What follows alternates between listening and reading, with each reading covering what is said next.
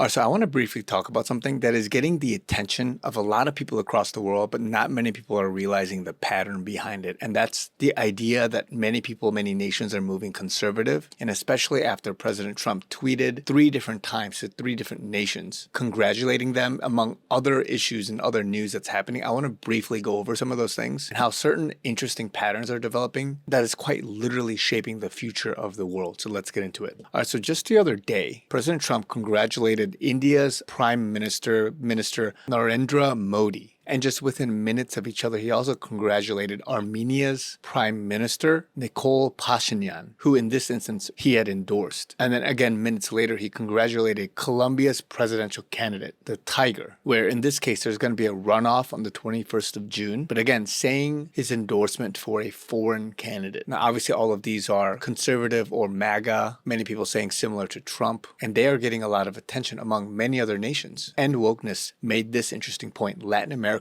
since USAID defunding has gone very much quote unquote far right. Cast wins in Chile, Paz wins in Bolivia, Fujimori wins in Peru, Noboa wins in Ecuador, Asfura in Honduras, Fernandez wins in Costa Rica. Again, these were not like this prior to this generation, and especially since the defunding. Here, Wall Street Math says, ever since USAID was defunded and thousands of NGO contracts were canceled, left-wing parties are losing in Central and South America. Right-wing presidential candidate Keiko Fujimori just won the Peru election. This continues the trend of other countries rejecting socialism. And then this person, who seems to be a journalist for nearly 30 years, has said that as someone who covered the region for a dozen years for the Wall Street Journal and reported in astonishment how even under conservative President Ronald Reagan, USAID was funding socialist projects in Latin America, I can assure you that this is 100%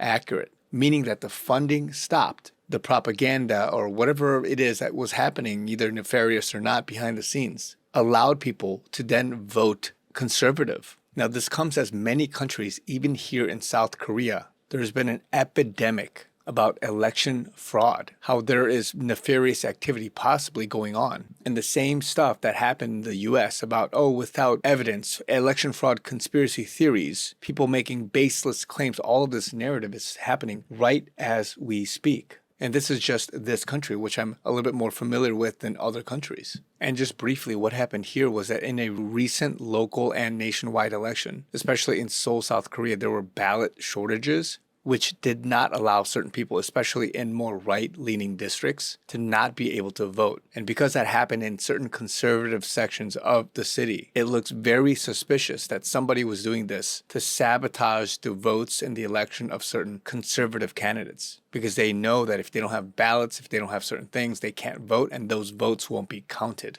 And there's a huge uproar right now in this nation about that. And just briefly typing this in AI, apparently, and again, I didn't do much research, but many other nations, Hungary, Bangladesh, this foreign election AI deepfake erosion of trust interference is happening right now. And many nations are already leaning more right. You got Japan being an LDP supermajority, Thailand. The Conservative Party of that nation secures the lower house. The UK, Reform UK by-election gains, and then so on and so forth. So I just find it very interesting, the timing of all of this and how people across the world are moving in a certain direction. I'm not saying this for all cases, but people are realizing, similar to what happened in 2020 in the US, that possibly there's something going on. People are asking questions, they're waking up, and this is the process by which people take action and go on their journey of being awakened to whatever the truth is for them in their own journey, to each their own. So let's continue praying for the red pilling, the truth seeking, the hunger for people to come out and say, what is the right way? What is discernment? How do I go about understanding the world?